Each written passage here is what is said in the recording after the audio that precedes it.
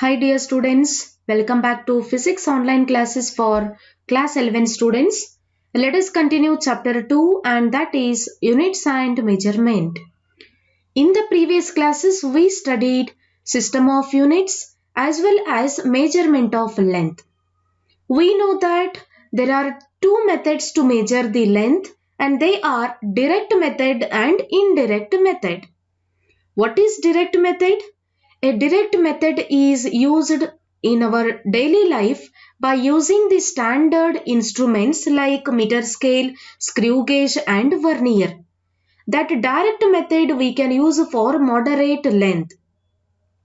And the second one is indirect method. Indirect method can be used to measure the longer distances. And again, indirect method is divided into three methods and they are parallax method, echo method and triangulation method.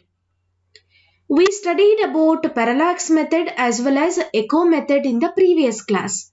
Today, I am going to explain about triangulation method, which is the third method of indirect method for measurement of length. Now let us study about triangulation method. Triangulation method is used to find the height of distant object. Distant means far object. When the object is completely far away from the person, so we can easily find the height of that distant object using triangulation method. So what is triangulation method? Triangulation method is used to find height of a distant object. You can observe here, the height h of a distant object can be measured by measuring the angle subtended by the object at the point O on the earth. Sometimes parallax method is not suitable to find the height of a distant object. Here we are going to consider triangulation method to measure the height of the distant object by considering the angle subtended by the object at the point O, which is on the earth surface. So this angle we can call it as angle of elevation. The angle of elevation is angle subtended by object at the point O on the earth surface. This angle is called angle of elevation. Then what is the triangulation method? The method which is used to measure height of distant objects. Here we are using triangular method. You can observe the diagram here. So in this triangulation method, you can observe this diagram from the triangle ABO. I am going to consider one triangle ABO. So in this triangle ABO, the distance or the height between A and B is how much? H. The distance between the point O to A is D. So what is theta? Theta is angle of elevation. Yes, what do you mean by angle of elevation? The angle subtended by the object at the point O on the earth. This is what? Earth surface. This is earth surface.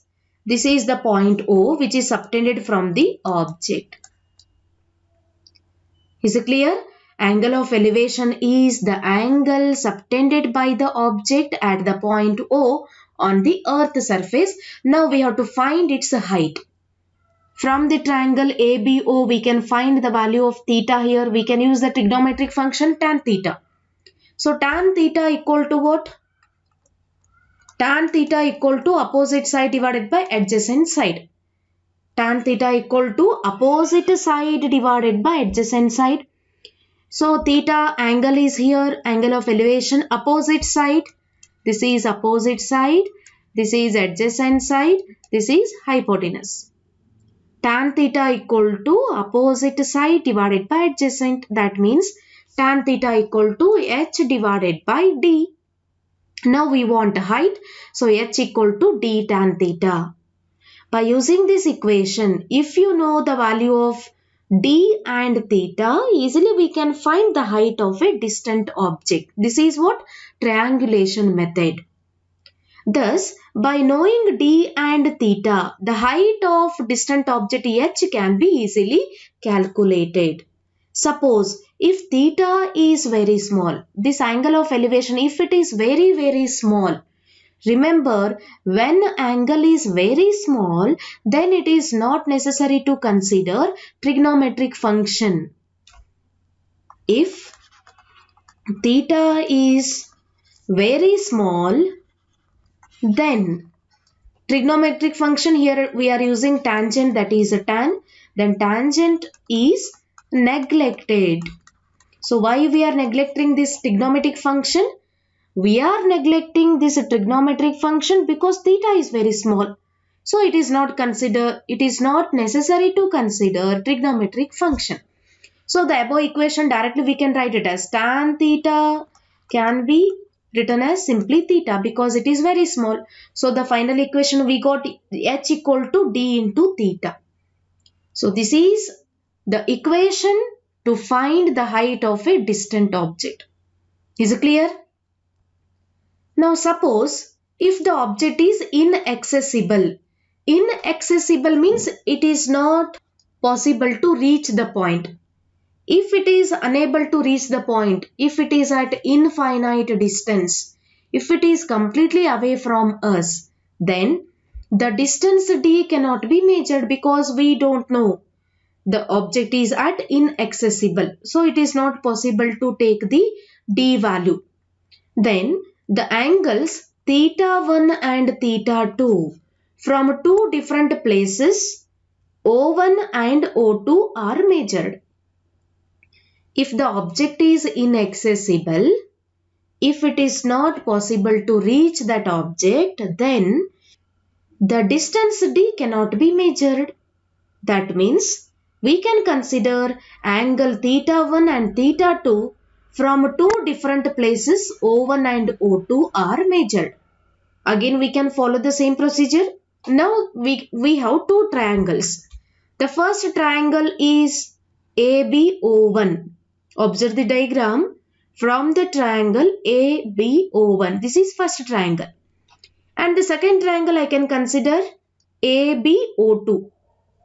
We can consider two angles theta 1 and theta 2 at two different places O1 and O2. So we have two triangles ABO1 and ABO2. From ABO1 and ABO2, how to find the height h? Now we can consider ABO1. Theta 1 is here. If theta angle is here, so this is opposite side, this is adjacent side, and this is hypotenuse. Right. Now we want theta 1 value. So easily we can consider, here the angle is theta 1. Theta 1 is equal to, we can take the suitable trigonometric function. And I am going to consider cot function here. We know that cot function, cot theta 1 is equal to, cot theta means adjacent side divided by opposite side.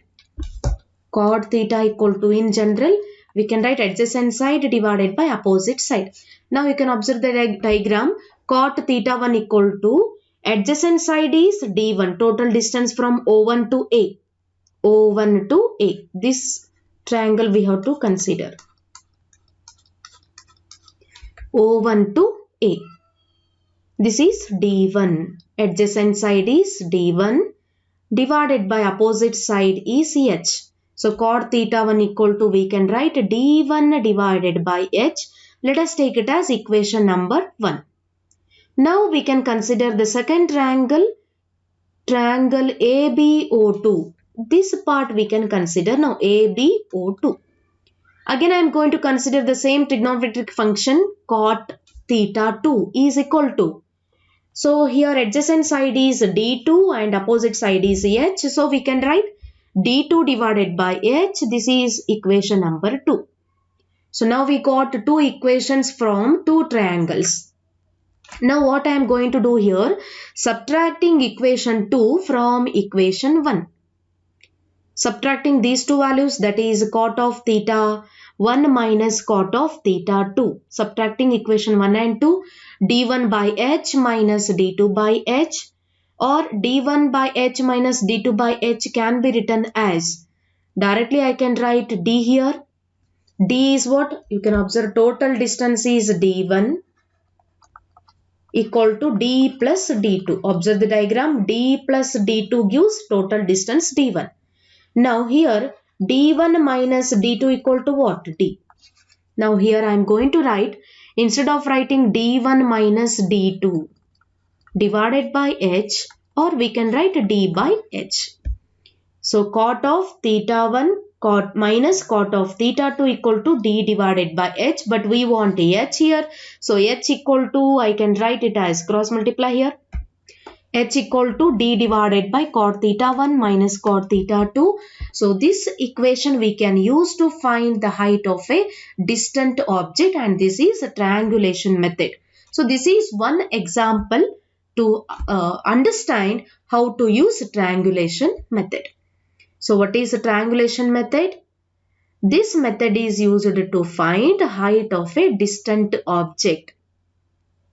If the object is not reachable, if it is completely away from that person, so we can use these two triangulars we can consider. So we have this equation. We have two equations. Either you can use H equal to D theta, or you can use H equal to D divided by cot theta 1 minus cot theta 2. So this is all about triangulation method.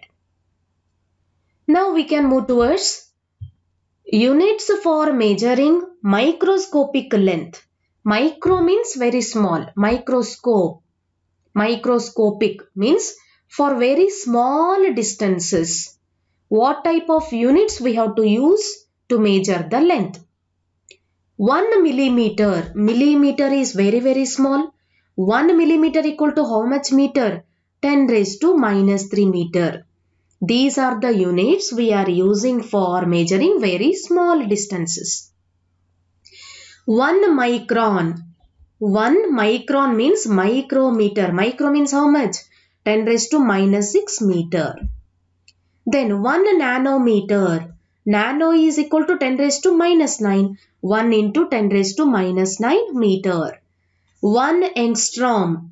Angstrom is equal to 10 raised to minus 10 meter. 1 Fermi. 1 Fermi equal to 10 raised to minus 15 meter. So these are the units where we are going to use for small distances or microscopic length. Then now we can measure macroscopic length for larger distances. Units for measuring macroscopic length or larger distances. For larger distances, we can use astronomical unit, light year and parsec. These are the three units we can use for larger distances. Astronomical unit, AU. How to define astronomical unit? The mean distance of the earth from the sun. The mean distance of the earth from the sun is called astronomical unit. And 1 astronomical unit equal to how much meter? That is 1.496 into 10 raised to 11 meter. Then second one is light year. The distance travelled by light in vacuum in 1 year. Vacuum means no matter, nothing, no particles. The distance travelled by the light in vacuum in 1 year, that gives light year. So 1 light year equal to how much meter? 1 light year equal to 9.46 into 10 raised to 15 meter. This is the value of 1 light year. And the third one is parsec or parallactic second. Parallactic second means the distance at which an arc of length is equal to 1 astronomical unit subtends an angle of 1 second. See here, this parsec unit we are going to use in a astronomical physics. A unit of distance used in astronomy. And this is equal to nearly about 3.26 light years. So 1 parsec is equal to how many light years? 3.26 light years. 1 parsec corresponds to the distance at which the mean radius of Earth's orbit subtends an angle of 1 second.